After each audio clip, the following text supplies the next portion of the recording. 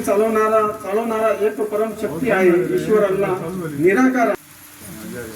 भले यांना आम्ही वेगवेगळ्या नावाने पुकारू, पण वस्तू मात्र एकच आहे. महापुरुषांना ही जेव्हा समज येते ना, त्यावेळेस मनुष्य सहज म्हणू शकतो. महापुरुषांना आता बाबाजी म्हटले की जिधर देखता हूं उधर तू भी तू है, की हर शय में जलवा तेरा हू व हू है.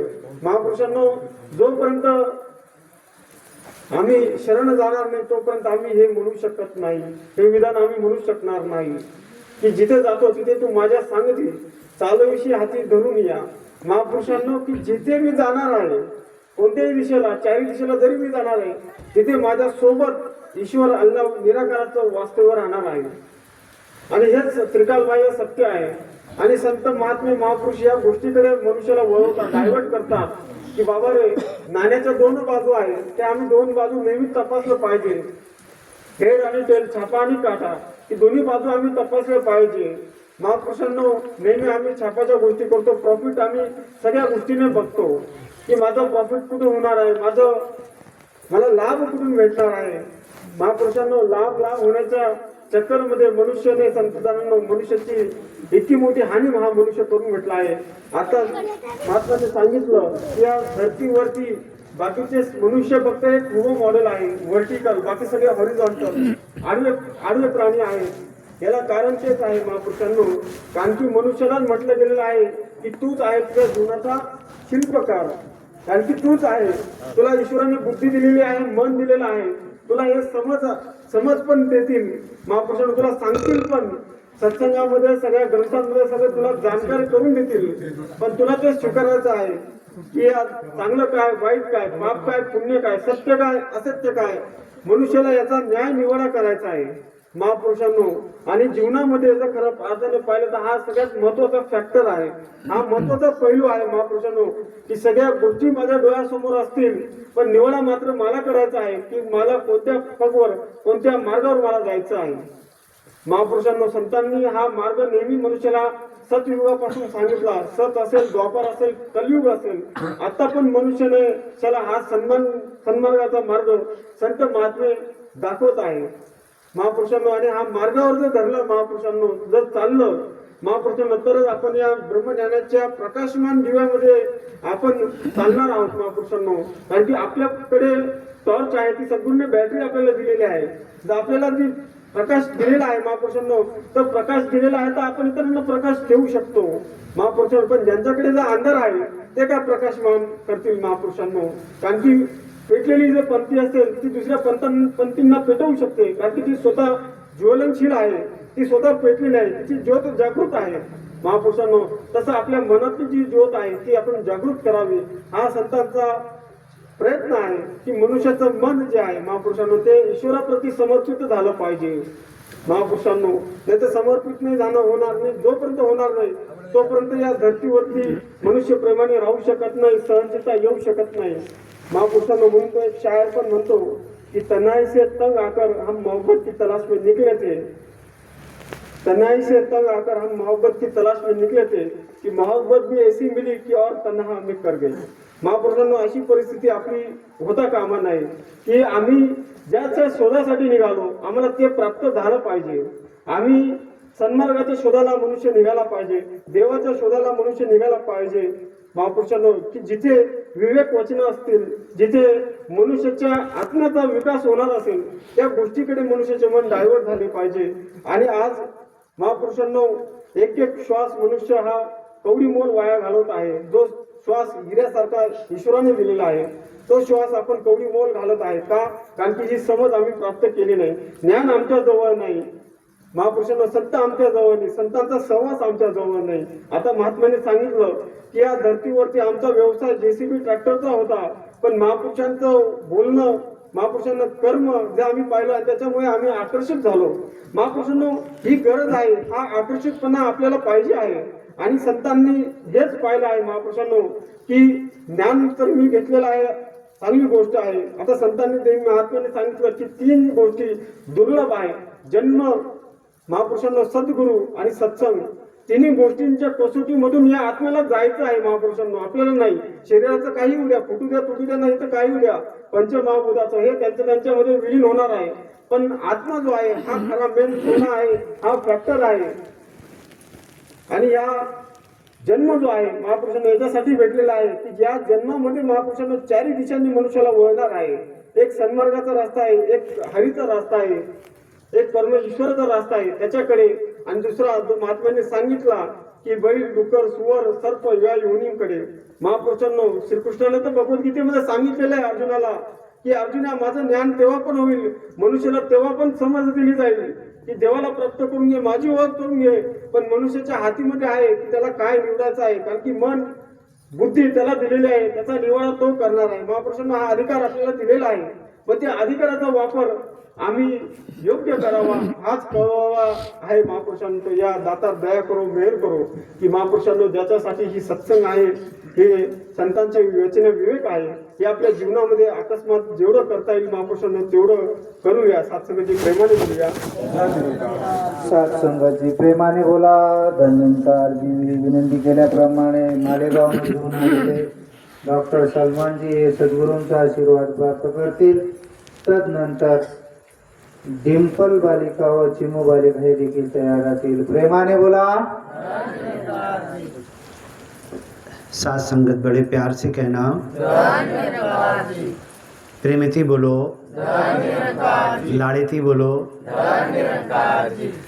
दास को 10 साल के बाद मालूम पड़ा मालेगांव से 30 किलोमीटर पर हमारे सेवालाल महाराज के मानने वाले हैं। दास जाता था नांदेड़, किन्वट, हैदराबाद तक। अभी बात हुई महाराज जी चौहान जी से बम्बई के। मैंने चौहान जी से कहा कि भाई हमारे घर के करीब 30 किलोमीटर पर आपके भाई बंधु रहते हैं, सेवालाल महाराज के मानने वाले रहते हैं, आपने अभी तक बताया नहीं, हमको मालूम पड़ा। तो सेवालाल महाराज के नाम पे चौहान जी बोले पूरे बम्बई की टीम को लेकर आएंगे इधर। दोंडगी क्या है इधर बाजू में? हाँ क्या है? नहीं दोंडीगर। हाँ पिछले टाइम हम गए थे उधर पे, ये सेवानगर में, ये सब जगह पूरी बम्बई की टीम को लेकर आएंगे।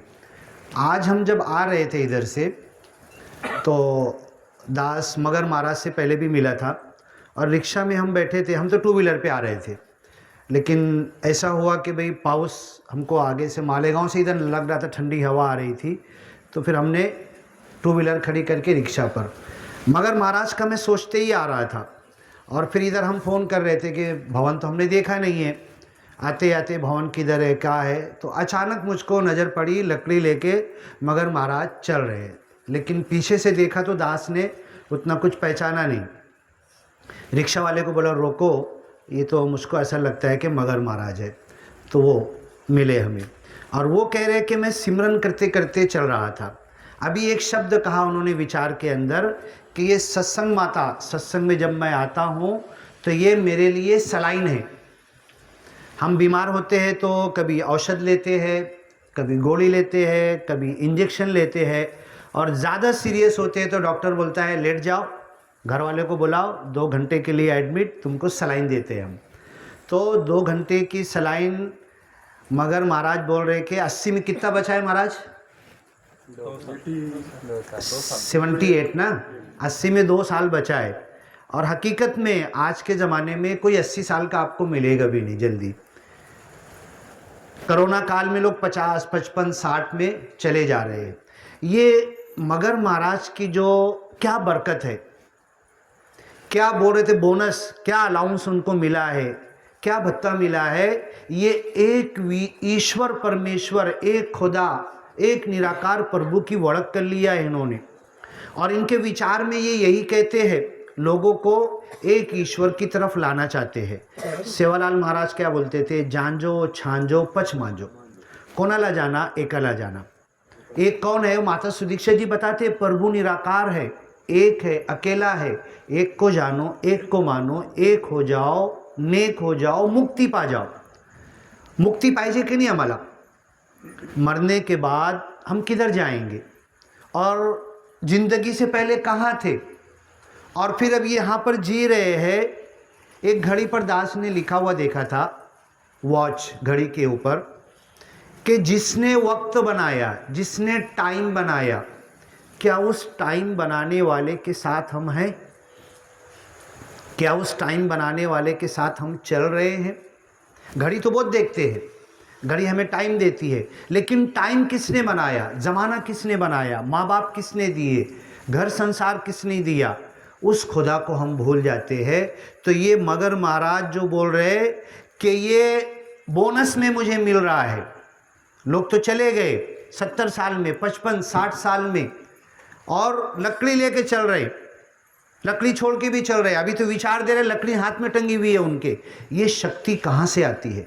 साइंटिस्ट कहते हैं आप एक हाथ ऐसे उठा लो, हाथ उठा रहने दो और कोई बात बोलो, अगर आपकी बात सच है तो हाथ में और शक्ति आएगी, हाथ और ऊपर हो जाएगा, और अगर आप ऐसे उठा के कोई बात झूठ कह रहे हैं ना, तो ये शक्ति कम होगी, हाथ धीरे धीरे नीचे आएगा।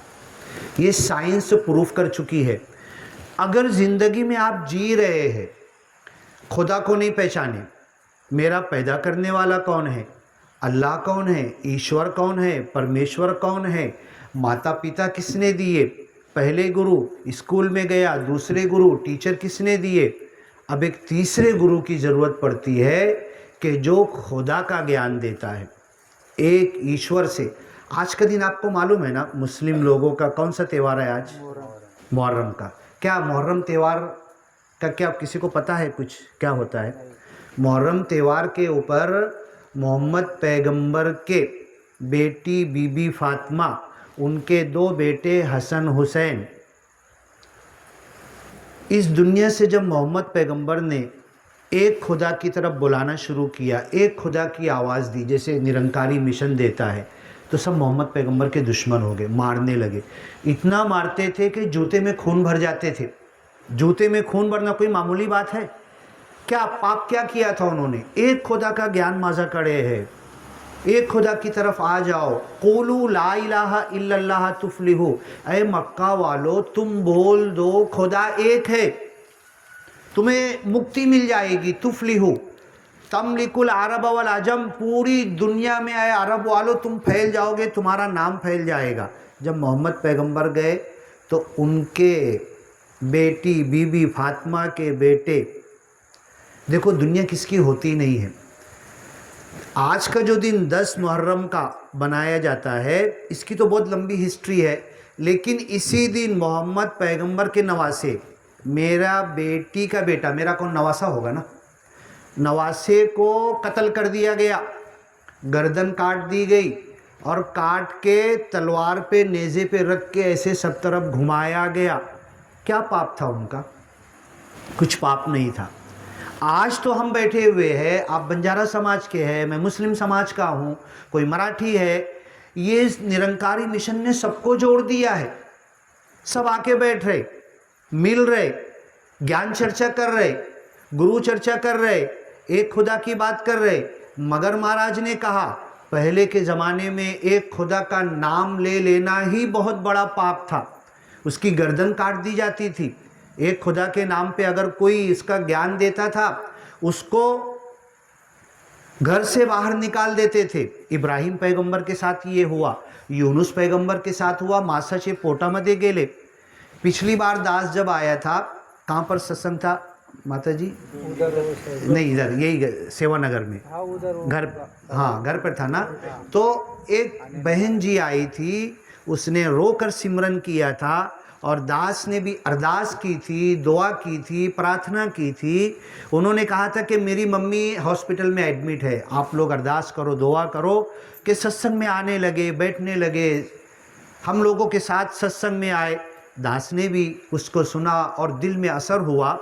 आज जो दास आया है सेवानगर के अंदर, ख़ास स्पेशल माता जी से मिलने के लिए आया है कि माता जी नासिक से हॉस्पिटल से रिलीज़ होकर डिस्चार्ज होकर आए, और दास एक, अभी जैसे मेरे से कोई बोल दे सलमान भाई 1 लाख रुपया दान करो, तुम 1000 रुपया दान करो, मैं माता जी से बोलो माता जी तुम 200 रुपया दान करो, तो माता जी बोलेंगे मैं कहाँ से 200 रुपया दान करूँ। मैं एक छोटी सी उदाहरण देता हूँ। हमको जो पहला प्रण मिला है तन मन धन, किसका है ये? ईश्वर का है। ये शरीर मेरा है क्या? ये भाड़े का घर है। भाड़े के घर में अगर मैंने एक खिल्ला भी मारा तो मालिक आके क्या बोलेगा? वो खिल्ला क्यों मारा तूने? निकाल उसको। निकाला तो खड्डा हो गया, चल उसको सीमेंट से भर। ना, मेरा घर तू खराब करता है। ये तन, ये प्रभु निराकार का है। अब मैं माता जी से बोलूं, माता जी तुम 1 लाख रुपया दान करो। माता जी नहीं कर सकते, लेकिन 1 लाख से बड़ा दान कर सकते। पहला प्रण है तन मन धन प्रभु निराकार का है। ये शरीर मेरा नहीं है। अगर मैं कोई गलत चीज़ खा रहा हूँ, गलत चीज़ खाने से मैं बीमार गिर जा रहा हूँ, तो प्रभु निराकार मेरे से हिसाब लेगा। मुझे मालूम है तेल में मिलावट है, मुझे मालूम है साकर में मिलावट है, मुझे मालूम है दूध में मिलावट है, मुझे मालूम है मैदा आटे में मिलावट है, ये सब कुछ मुझे पता है। लेकिन मैं अपने मुंह के टेस्ट के लिए, चौ के लिए जा रहा हूँ, होटल में खा रहा हूँ, वड़ा पाव खा रहा हूँ, ये खा रहा हूँ और वही गलत चीज़ यूज़ कर रहा हूँ। मगर महाराज जो इस उम्र तक आए, इनके ज़माने में खाना शुद्ध था। आज हमारे ज़माने में हर तरफ अशुद्ध है। अभी आपको मालूम पड़ा होगा, अभी जो महाराष्ट्र में फूड मिनिस्टर जो आए हैं, जगह जगह, हाँ क्या नाम है, तुकाराम मुंडे जी, हर जगह देखो ऐसे मानुष निराकार प्रभु भेजता है हमारे लिए। कैंसर हो रहा है, लीवर खराब हो रहा है, किडनी खराब हो रहा है, किसी का मानसिक त्रास, घर छोड़ के निकल गया, उसको कुछ समझ में ही नहीं आ रहा मेरा घर है इधर है कि उधर है, घूम रहा है फिर रहा है। ये सब क्यों हो रहा है? ये खाने के कारण से हो रहा है, तेल के कारण से हो रहा है, साकर में पूरा केमिकल है उसके कारण से हो रहा। दास कहीं भी जाता है ना, सत्संग में जाता है तो लोग बोलते हैं अरे डॉक्टर साहब, वो बैठ जाते, हमको औषध दो, हमको दवा दो। दास बोलता है माता सुदीक्षा जी का आदेश है, सलमान भाई तुम जाओ ज्ञान प्रचार के लिए जाओ, जहाँ जाना चाहते जाओ, लेकिन दवा बांटने के लिए मत जाओ। ये भ्रम से निकलना है हमें, हमें औषध की ज़रूरत नहीं है। तुमको दवा देना है ना, अपनी हॉस्पिटल में तुम्हारे दवा खाने में बुला लो, उधर औषध दो। तुम जब ज्ञान के लिए जाते हो, तुम औषध बांटने के लिए नहीं जाते हो, तुम ज्ञान बांटने के लिए जाते हो। तो दास ये बोलेगा हमारी माता जी, अभी माता जी को मैं बोलूँगा ना कि माता जी मैं आपके घर पे आ रहा हूँ, क्या खिलाएंगे आप? हाँ खाना अच्छा बनाएंगे। माता जी किचन में जाएंगे, पहला हाथ तेल के ऊपर मारेंगे, है ना। अभी माता जी को मालूम नहीं है उस तेल में मिलावट कितनी है, केमिकल कितना है, उस तेल के कारण से बॉडी कितना ख़राब हो रहा है, और पूरा तेल ज़्यादा डाल के लेंगे, लो खाओ। माता जी से मैं यही कहूँगा कि आप रोज़ाना 1000 रुपया किसको दान नहीं दे सकते, लेकिन आप जो खाना पका रहे हैं उस तेल की शुद्धता देखो, जो दूध आपके घर में आ रहा है उसकी शुद्धता देखो, जो कुछ भी आप ला रहे उसकी शुद्धता देखो, तो आप वो शुद्ध खाना बनाओ और ख़ुद भी शुद्ध खाओ। मैंने माता जी से कहा, उनके मिस्टर बॉम्बे में थे, डायरेक्ट उन्होंने लाइन पर लिया और कहा कि आप पानी में खाना बनाओ। अगर मैं आपसे बोलूं कि तेल रहने दो एक साइड में, बहुत दिनों से तेल में खाना बनाए, एक आज के दिन तेल साइड रहने दो, तेल हटा लिए, आप खाना बनाओ। माता जी आप खाना बना सकते हैं क्या? नहीं।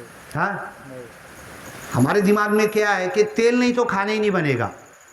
मैं कहता हूँ बिना तेल के खाना पकता है, तेल वाले से ज़्यादा टेस्टी पकता है। और खा के देखो आप, बिना तेल के खाना बना के खा के देखो। कोई बोल रहा डोका दुख रहा है, कोई बोल रहा है ये हो रहा है, वो सारी मिलावट। तो जो हमारे फूड मिनिस्टर ने उधर छापा मारा दूध के नाम पर, दूध के नाम पर पाम ऑयल डाल रहे, यूरिया खाद डाल रहे, ये डाल रहे, वो डाल रहे, सब अटक किया उन्होंने। तेल के अंदर सोयाबीन तेल बोलते ना, किस किस के घर पे सोयाबीन तेल है, जरा हाथ उठाओ तो, है ना।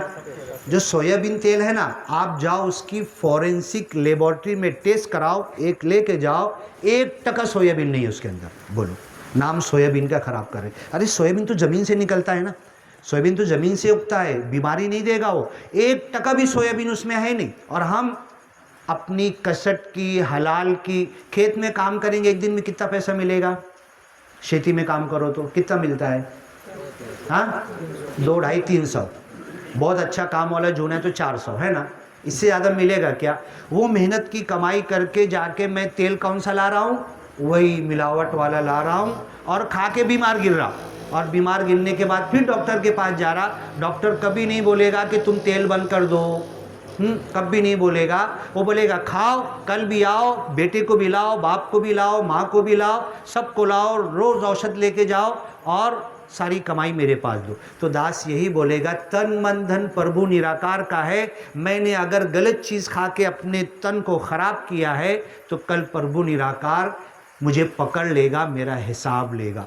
तो खाना पकता है, बनता है, बिना तेल के भी बनता है, बना के देखो पानी के अंदर, सिर्फ पानी में। तो ये सब चीज़ों से हम आज़ाद हो जाए तो अच्छा विद्यार्थी है ना, स्टूडेंट, कोई 10वीं पढ़ रहा, कोई 12वीं पढ़ रहा, कोई कहीं जा रहा, तो आप ध्यान दो, ये सब अशुद्ध खाने की वजह से विद्यार्थी का माइंड भी नहीं चल रहा, कोई अभ्यास कर रहा, पढ़ने बैठ रहा, उसका माइंड भी नहीं चल रहा। तो दास यही कहेगा कि आप शुद्धता की तरफ आओ, जो शुद्ध चीज़ मिले, जो कसट की कमाई, आपके पास पैसा है, शुद्ध चीज़ के लिए दो। अगर आपको शुद्ध जानवर का दूध नहीं मिलता ना, बिना दूध के आप बहुत अच्छी ज़िंदगी जियोगे, बिना तेल के बहुत अच्छा खाना बना लोगे। शाकर है ना, शाकर अभी जाओ और उठाकर उसको गटर में डाल दो और घर पे बोलो गुड़ लेकर आओ, गौटी गुड़ लेकर आओ, समझ रहे। पीसा हुआ गरम मसाला अगर आपके घर में है ना, किसी भी कंपनी का है, उसको उठा के गटर में डाल दो और गरम मसाला सिर्फ खड़ा लाओ, उसको पीस कर इस्तेमाल करो। तो दास ये बोलेगा, अगर आप इस पर चलेंगे ना तो 10 दिन के बाद, 20-25 दिन, 1 महीने के बाद फ़ोन करेंगे, डॉक्टर साहब क्या चमत्कार हो गया, हमारे घर में कोई भी बीमार नहीं गिर रहा है, हमारे घर में डॉक्टर बंद, डॉक्टर को दूर से नमस्कार हम कर रहे हैं। आप ये कहोगे तो ये दास कहेगा कि अपने खाने की शुद्धता की तरफ आ जाओ, तो फिर किसी को कैंसर नहीं होगा, किसी का किडनी फेल नहीं होगा, किसी को कोई ऑपरेशन की ज़रूरत नहीं पड़ेगी। और पहले के लोग, इतने हॉस्पिटल थे क्या, आप बताओ ज़रा मेरे को, इतने डॉक्टर थे क्या? डॉक्टर भी ज़्यादा हो गए, मेडिकल कॉलेज भी ज़्यादा हो गए, फार्मा की कंपनी भी ज़्यादा होगी, औषध भी इतनी बन रही, डॉक्टर इतने बढ़ गए, कॉलेज इतने बढ़ गए, तो बीमार कम क्यों नहीं हुए? और जिस ज़माने में एक भी डॉक्टर नहीं था, लोग गौठी इलाज करते थे, घास फूस ले लेते थे और वो अच्छे हो जाते थे। इतनी तरक्की हुई, कॉलेज हुआ, डिग्री आई, सब कुछ आया, लेकिन बीमार भी कम नहीं हुआ, बीमारी भी कम नहीं हुई, उल्टा बढ़ गई है। तो दास यही बोलेगा कि इस पे ध्यान दो, अपने खाने पीने पे ध्यान दो, शुद्धता पे ध्यान दो। दास लास्ट में शब्द बोलेगा, इस जग में मानव है जितने, सबके दिल की तमन्ना हो पूरी, सबको बना दे ज्ञानी ईमानी। दास तड़प कर दुआ कर रहा है, मेरी अरदास रहे ना अधूरी, सबको सिखा दे रूहानियत इंसानियत, दिलों से मिटा दे झगड़ा फसाद और हैवानियत। ऐ खुदा कह दे कुन फयकून, हर तरफ हो जाए सुकून ही सुकून, विस्तार असीम की ओर दौड़ो इंसानों, ब्रह्म ज्ञान की ओर।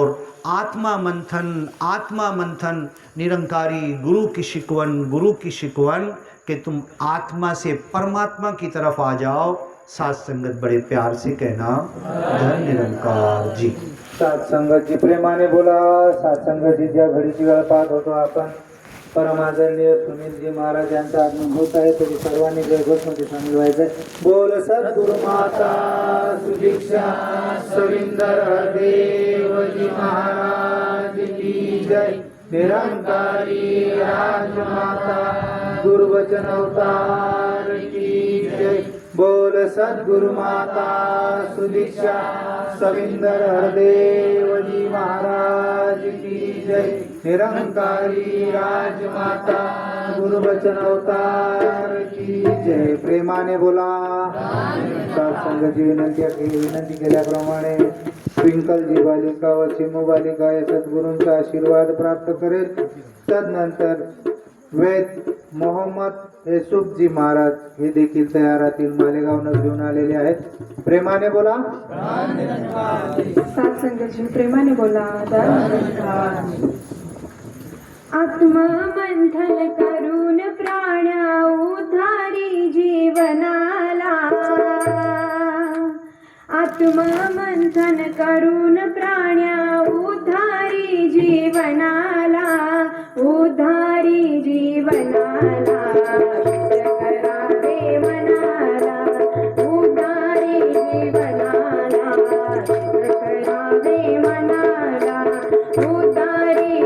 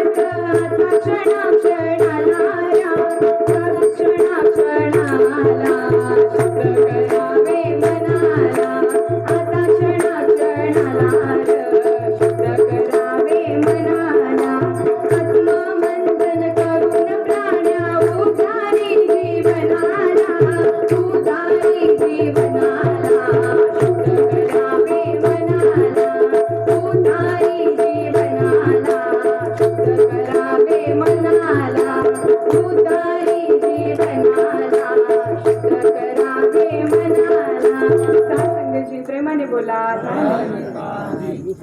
सात संगत जी प्रेमाने बोला सात संगत जी विनंती केल्याप्रमाणे डॉक्टर वहदजी मोहम्मद युसुफजी हे सद्गुरूंचा आशीर्वाद प्राप्त करतील.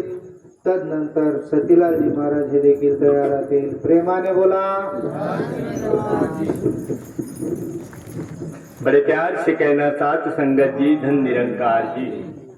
प्रभु परमात्मा की दया है कि ईश्वर की जितनी भी वंदना भक्ति प्रार्थना पूजा की जाए कम है कि इस युग में कलयुग के दौर में एक बाप के 4 बेटे हैं. माता पिता को जी कहते हैं कि तुमको क्या समझता है, लेकिन इस परमात्मा की मैं जितनी भी वंदना भक्ति प्रार्थना पूजा करूँ कम है कि ईश्वर ने इस युग में कलयुग के दौर में जहाँ चारों तरफ अंधेरा था, लोग हिंदू मुसलमान सिख ईसाई में बटे हुए थे, लेकिन हमारे माता जी और हमारे सदगुरु जी ने बताया कि प्रभु ने जो तुमको जीवन दिया है तो कर्म करने के लिए और कर्म धर्म के मुताबिक करना, धर्म का पूर्ति और जीवन में धारना. धर्म ग्रंथ और शास्त्र बताया क्या कर्म है क्या धर्म है. हम समझते थे कि परमात्मा भी अलग अलग है, लेकिन हमको यह मालूम पड़ा कि जब हम गुरु जी के चरणों में आए तो उन्होंने कहा